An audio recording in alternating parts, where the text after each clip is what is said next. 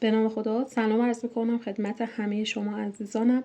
در خدمتتون هستم با آموزش بافت کیف ساحلی با این پترن خیلی قشنگ و زیبا. این کار رو من روی کفی آماده بافت زدم.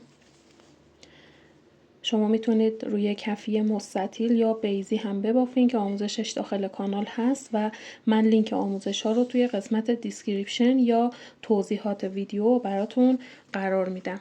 داخل کیف به این صورته، یک کیف خیلی بزرگ و جاداری هست. بند کیف هم بند چرمی هست. حالا اگر شما دوست داشته باشید میتونید بند هم براش ببافین که من آموزش بند رو هم داخل کانال براتون گذاشتم. مقدار نخی که من استفاده کردم برای این اندازه با توجه به اینکه کفی چرم استفاده کردم 350 گرم رافیای تابیده هست و این کار قشنگ رو با قلاب شماره 3.5 بافت زدم. اگر شما بخواید کفی ببافین حدود 400 تا 420 گرم نخ کافی هست. خب بریم سراغ آموزش، ولی قبلش ازتون میخوام که کانال رو سابسکرایب کنید و این پست رو لایک کنید تا به افراد بیشتری نشون داده بشه. برای بافت این کیف من میخوام کار رو روی کفی آماده شروع کنم. شما میتونید مثل من یک کفی آماده توی هر سایزی انتخاب کنید یا اینکه کلا کفی ببافید. الان کفی من طرح مستطیل و طولش 30، عرضش هم 12 هست. اینا سایزبندی‌های مختلف توی بازار دارن، از این کوچیک‌تر هم هست. حتی کفی بیضی هیچ فرقی نمی‌کنه. اگر هم بخواین کفی ببافیم براش، اگر بخواین یه کفی مستطیل ببافیم، ببینید طوله، یعنی به این سایز اگر بخواین کیفتون در بیاد، طول کفی ما 30 بود. خب عرض کار ما 12 بود. ما میایم 30 رو از 12 کم میکنیم، هر عددی که به دست اومد به اون اندازه زنجیره میزنیم و تعداد دوربافیامون رو حدود 6 الی 7 رج میبافیم، اندازه میزنیم دیگه، نهایت بین 11 تا 12 در میاد. این برای کفی مستطیل به صورت دورباف هست. آموزشش توی کانال هست. من لینک آموزش کفی بیضی رو توی دیسکریپشن یا همون توضیحات ویدیو براتون میذارم. اگر خواستین میتونین به این روش کفی ببافین. کفی بیضی هم به همین صورت، فرقی نمیکنه. شما اگر مثلا میخواین که پهنای کارتون 30 بشه، میاین 4 الی 5 سانت کمتر از 30 یعنی 25 سانت زنجیره میزنین. 6 الی 7 دور کفی بیضی رو طبق آموزشی که توی کانال گذاشتم میبافین و دورگیریش رو انجام میدین. دورگیری هم انجام ندادین مشکلی نداره. بعد میریم سراغ بافت مدل. خب میریم سراغ بافت. ببینید برای کفی آماده ما کار رو از این قسمت وسط کفی شروع میکنیم که در انتها هم بافتمون به همینجا ختم بشه که حالا چون سر رج هست توی بافت مشخص نشه از قسمت جلو یا پشت کیفمون. قلاب رو وارد سوراخ کفی میکنیم، نخ رو جلوی قلاب گیر میدیم و از داخل این پایه این رو رد میکنیم. بهتره که قبلش حالا سوراخ‌های کفی رو با یک دستمال کاغذی تمیز کنید که سیاهی پس نده. خب این اولین خونه ما هست.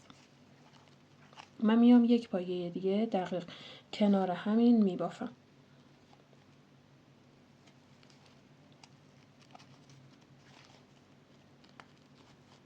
میرم سراغ پایه بعدی، 2 تا کنار هم. این نخ شروع رو هم همزمان با پایه هم میبافمش. یکی دیگه کنارش. 2.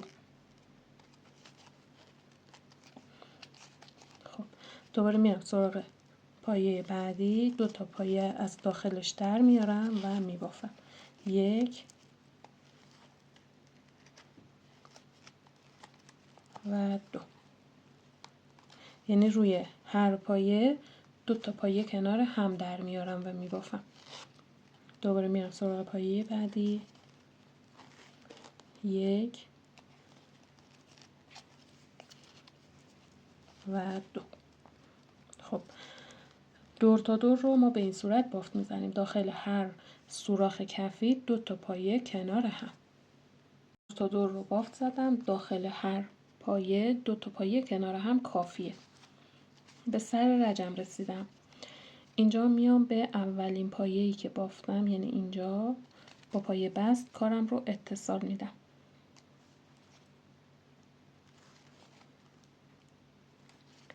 خب حالا میرم سراغ بافت مدل. مدل ما به این صورته که ما باید 6 تا پایه بلند داخل یک پایه ببافیم. چون بافت ما پایه بلند هست، شروع کار با 3 تا زنجیر است. 1 2 3. میام داخل همین پایه، یعنی اینجا 5 تا پایه دیگه میبافم. اگر اینجا ببینید یه رشته نخ داریم، این 5 تا رو اگر بخوایم اینجا ببافیم شاید این پاره بشه. پس استثناً میام روی پایه بعدی میبافم، یعنی 5 تا پایه‌ام رو روی پایه بعدی میزنم. 1 2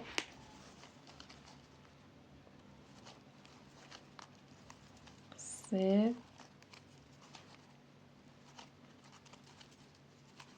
4 و 5.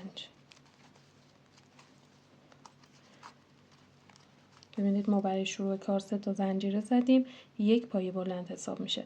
اومدیم روی پایه بعدی استثناً این کار رو کردیم، چون اینجا که اتصال دادیم یه رشته نخ داشتیم. اگر می‌خواستیم 5 تا پایه رو کنار همین ببافیم، بافت ما پاره میشد، نخمون کاغذیه. ولی با مکرمه نه.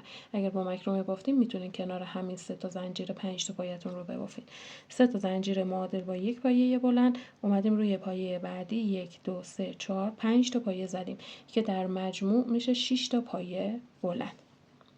خب از قسمت پایین بافت بعد از این پایه 1 2 3 4 تا خونه رها میکنم. 1 2 3 4 میام روی خونه پنجم قلاب رو زیر این دوتا گندمی میبرم و دوباره 5 تا پایه 6 تا پایه بلند اینجا میبافم. این 1 2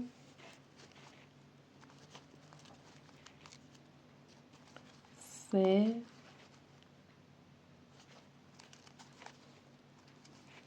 4 5 و این هم 6. دوباره از قسمت پایین بعد از اینکه این خونه رو بافتیم، از پایه بعدیش 1 2 3 4 تا خونه رها میکنم، میام روی خونه پنجم دوباره این بافت پایه بلند هام رو تکرار میکنم. 1 2 3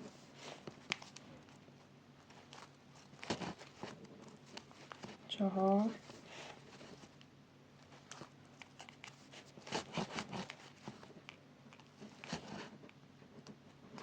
5 و این هم 6. یعنی ما روی یک پایه رو 6 تا پایه بلند کنار هم میبافیم. فقط استثناً شروع رج ما با 3 تا زنجیره هست که یک پایه حساب میشه. ما بقیه پایه ها همه 6 تا پایه بلند بافته میشه. از قسمت پایین هم 1 2 3 4 تا خونه رها میکنیم، میایم روی خونه پنجم بافت میزنیم. دوستانی که سفت میبافین، اگر دیدین که مثلا 4 تا خونه رها کردین روی خونه پنجم بافت زدین، بافتتون جمع شده، بیاین یک پایه کم کنین، یعنی 3 تا پایه ببافین، رها کنین، روی پایه چهارم این بافت رو تکرار کنین. خب مدل هم به این صورت میشه. ما دور تا دور رو به این صورت بافت میزنیم.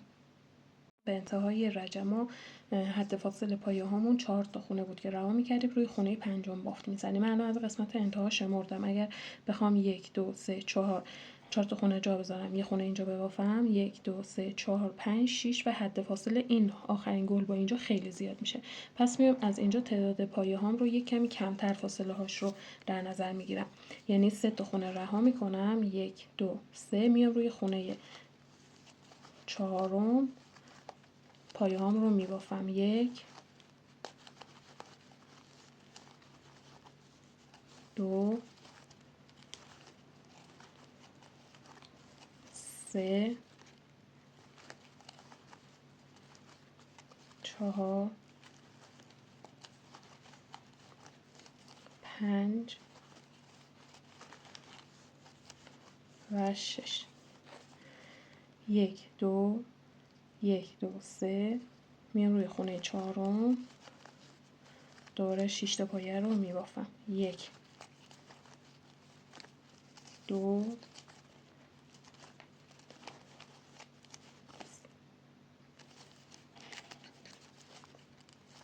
3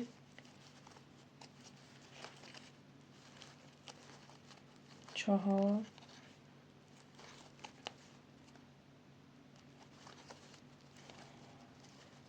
5 و 6. حالا از این قسمت پایین 1 2 3 دیگه با این 4 تا خونه برام باقی مونده. میام بافت رو به 3 تا زنجیره‌ای که شروع کار زده بودم روی زنجیره سوم 1 2 3 با پایه بست اتصال میدم. قلاب رو وارد زنجیره میکنم، نخ رو از این زیر عبور میدم، نخ جلوی قلاب از داخل نخی که روی قلاب هست رد میشه. این میشه بافت رج اول ما. الان بافت به سمت خودتون برگشته، این مشکلی نداره. چند رج که ببافیم بافت به این حالت میشه، درست بافته میشه سر جای خودش. خب حالا میخوایم رج دوم رو شروع کنیم. توضیحش اینه که ما 6 تا پایه از رج قبل داریم، 6 تا پایه بلند. 1 2 3 پایه سوم رو از این طرف جدا میکنیم، 1 2 3 پایه سوم هم از این طرف. این وسط یعنی ما بین 3 تا پایه اینجا دوباره همین بافت رو باید شروع کنیم. اینجا برای اینکه کار رو ما برسونیم به این قسمت وسط میایم روی 2 تا پایه بلند بعدیمون روی هر کدوم پایه بست میزنیم. این اولی هست، این دومی هست. حالا میایم مابین 3 تا پایه بلند ها از این قسمت، 3 تا پایه بلند از سمت راست، 3 تا پایه بلند از سمت چپ، این وسط دقیق وسط پایه بلند ها اینجا یه دونه پایه بست میزنیم که کار رو رسونده باشیم به این قسمت. بعد مدل رو شروع میکنیم. مدل تکرار همین هست. پس برای شروع 3 تا زنجیره میزنیم، 1 2 3 5 تا پایه دقیق داخل همین، یعنی از این زیر دوباره میبافیم. 1 2 3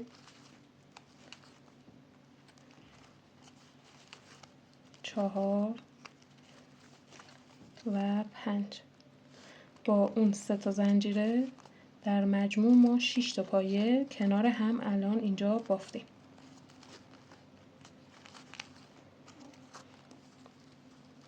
که دقیق وسط این پایه ها هست. 3 تا پایه از راست، 3 تا پایه از چپ، دقیق وسطشون این مدل رو دوباره تکرار کردیم. 3 تا زنجیره برای شروع بافت، 5 تا پایه بلند داخل همین پایه. همه پایه ها داخل این خونه باید بافته بشن. خب میریم سراغ گل دوم. 1 2 3 4 5 6 تا. 1 2 3 ببینید بین پایه سوم و چهارم، 1 2 3 4 بین پایه سوم و چهارم، یعنی این وسط ما دوباره مدل رو شروع میکنیم. 6 تا پایه بلند کنار هم میزنیم. 1 2 3 4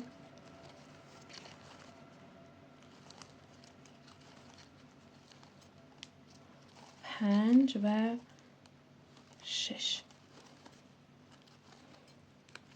خب این رج دوم به این صورت بافته میشه، یعنی ما میایم وسط 6 تا پایه‌ای که از رج اول گل بافتیم، وسط پایه سوم و چهارم دوباره این بافت 6 تا پایه بلند رو تکرار میکنیم. دقیق باید وسط پایه ها بافته بشه. میبینید این رج رو هم به این صورت کاملش میکنیم. خب دوستان عزیز ببینید من رج دوم رو هم تکمیل کردم. 6 تا پایه بلند از 6 تا پایه بلند رج قبل وسط پایه سوم و چهارم به این صورت. خب به انتهای رج که رسیدیم، آخرین دسته 6 تایی رو که بافتیم، حالا باید کار رو به 3 زنجیره شروع روی زنجیره سوم با پایه بست اتصال بدیم. 1 2 ببینید 1 2 3 قلاب رو داخل زنجیره میبرم، نخ رو از این زیر عبور میدم. حالا نخی که جلوی قلاب هست از داخل نخ روی قلاب رد میشه. دوباره ما باید این رج رو تکرار کنیم، یعنی باید کار رو ابتدا برسونیم به وسط پایه سوم و چهارم. پس میایم روی 2 تا پایه بلند بعدی، روی هر کدوم یه پایه بست میزنیم، 1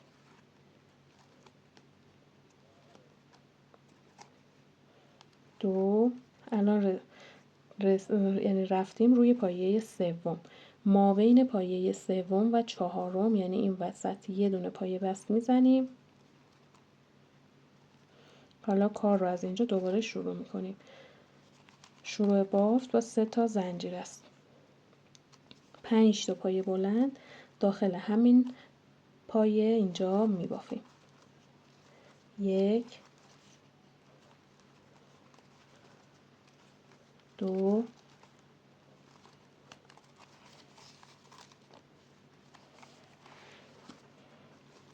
3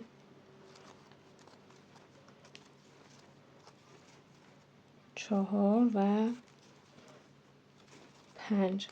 با 3 تا زنجیره شروع کار یعنی ما 6 تا پایه داخل این پایه بافتیم، ما بین پایه سوم و چهارم از رج قبل دسته 6 تایی که داشتیم.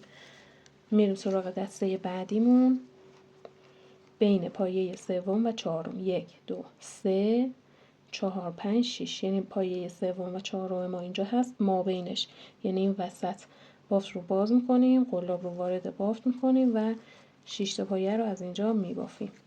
1 2 3 4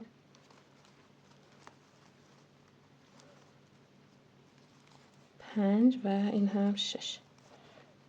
فقط شروع رج ما 3 تا زنجیره داریم که میشه 1 پایه بلند، بعد 5 تا پایه بلند کنارش میبافیم که در مجموع میشه 6 تا، ولی مابقی گل ها 6 تا پایه بلند کنار هم بافته میشه. کل بافت بدنه کیف ما به همین صورت است. رج که تکمیل شد میایم به 3 زنجیره روی زنجیره سوم با پایه بست کارمون رو اتصال میدیم، میایم روی پایه دوم یه پایه بست میزنیم، روی پایه سوم یه پایه بست میزنیم، ما بین پایه سوم و چهارم یعنی این وسط هم یه پایه بست میزنیم که کار یعنی نخ رو برسونیم به این قسمت و دوباره بافت رو مثل 2 رج و 3 رج قبلی شروع میکنیم. 3 تا زنجیره میزنیم، کنار 3 زنجیره 5 تا پایه بلند. میریم سراغ دسته بعدی ما بین پایه سوم و چهارم یعنی این وسط 6 تا پایه بلند کنار هم میزنیم. این میشه بافت بدنه کیف ما. ببینید این بیرون کیف ما هست، اینجا هم داخل کیف ما هست. شما الان شاید فرم و حالت کیف رو الان نداشته باشین، خب چند رج که ببافین کار بیاد بالا کاملا فرم و حالت کیف رو میتونین به دست بیارین. خب دوستان ببینید من بدنه کیف رو بافتم. مدل وقتی بافته میشه به این حالت میشه. ما از رجی که میبافیم 6 تا پایه بلند داریم. رج بعد ما بین 3 تا پایه از سمت چپ 3 تا پایه از سمت راست وسطش یا بین همون پایه سوم و چهارم دوباره 6 تا پایه بلند رو تکرار میکنیم.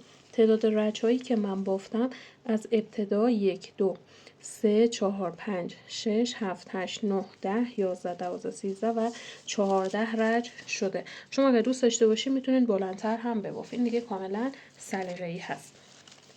خب حالا ما 1 رج پایه کوتاه از دور تا دور بافت باید بزنیم. آخرین طرح گل رو که بافتیم میایم به 3 زنجیره روی زنجیره سوم با پایه بست اتصال میدیم. اینجا یه زنجیره میزنیم، میایم از روی پایه بلند دوم قلاب رو زیر 2 تا گندمی میبریم و به صورت پایه کوتاه میبافیم. دوباره میریم روی پایه بعدی قلاب رو زیر 2 تا گندمی میبریم و به صورت بافت پایه کوتاه میبافیم. ما 6 تا پایه بلند روی هر ردیف گل داریم. خب اینجا هم باید 6 تا پایه کوتاه داشته باشیم. الان نگاه کنید ما روی 3 زنجیره که اتصال دادیم برای شروع کار یه زنجیره زدیم، یعنی از اینجا حساب میشه 1 2 3 4 5 و 6. میرم روی دسته بعدی. 1 دقت کنید حتما قلاب رو زیر 2 تا نخ ببرین. 2 3 4 5 و 6. دوباره میام روی دسته بعدی، از روی اولین پایه بلند شروع به بافت پایه کوتاه میکنم. نکتهش اینه که حتما قلاب رو زیر این 2 تا گندمی ها میبرین. خب پس رج آخر بافت ما به این صورت هست که روی 6 تا پایه بلند هایی که از رج قبل داریم، این دسته ها روی هر کدوم یه دونه پایه کوتاه میبافیم. ببینید عزیزان، من از دور تا دور پایه کوتاه زدم، رسیدم به سر رج. اینجا ما به 3 زنجیر از رج قبل که اتصال دادیم اینجا روی این رو هم یه دونه پایه کوتاه میبافیم. حالا اینجا نخمون رو قطع میکنیم،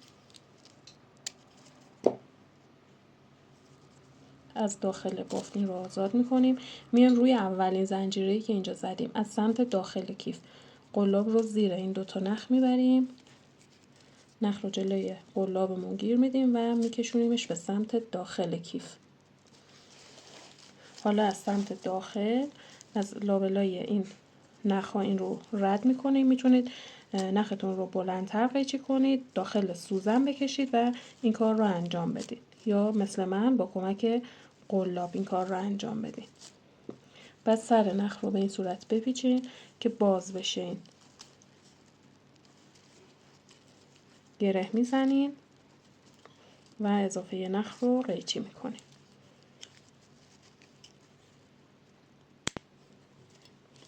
خب حالا باید کار رو اتو بزنید. برای اتو زدن از سمت داخل خیلی مواظب باشین که قسمت جلوی اتو به اینجا نخوره، به اینجا رو نسوزونه. فقط روی بافت رو اتو میزنین. اتو روی درجه متوسط باشه، خیلی داغ نباشه و میتونید کار رو بخار هم بدین. اگر روی درجه متوسط میذاریم اتو مستقیم روی بافت باشه، ولی اگر میخواین درجه زیاد بذاریم باید یک کمی فاصله داشته باشه، در حد 1 سانت از بافت فاصله داشته باشه و بهش بخار بدین.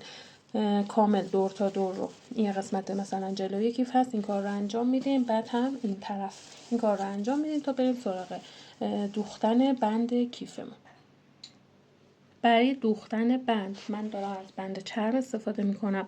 ببینید دولبه بافت رو روی هم قرار میدیم، از قسمت کناره از اینجا 1 2 3 4 تا گل میام به سمت راست. بند رو به این حالت روی بافتم قرار میدم، این جای دوخت داره. از نخ همرنگ کیفمون داخل سوزن پلاستیکی میکشیم، از سمت زیر انتهای نخ رو گره میزنیم، از سمت زیر سوزن رو وارد بافت و سوراخ بند میکنیم و به حالت ضرب دری اینجا رو میدوزیم به این صورت. دقت کنید که حتما از بافت هم سوزن داخل بافت هم بره که بند سفت بشه.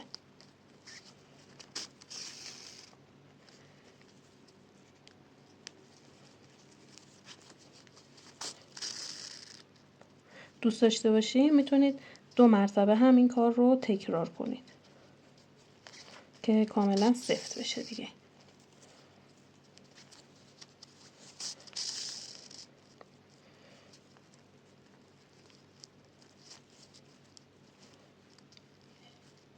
ببینید اینی که الان من میخوام دوباره بدوزم، سوزنم باید از زیر این 2 تا رد بشه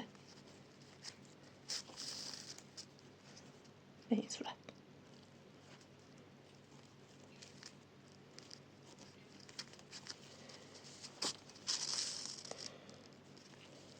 میبینید به این حالت سفت میشه. این 2 قسمت رو هم به همین صورت میدوزیم. همینطور این طرف رو از این قسمت میکنید 4 تا خونه از قسمت کناره از اینجا 1 2 3 4 تا خونه میام به سمت چپ بند رو به این حالت قرار میدم، مثل این قسمت که الان دوختم و بهتون آموزش دادم.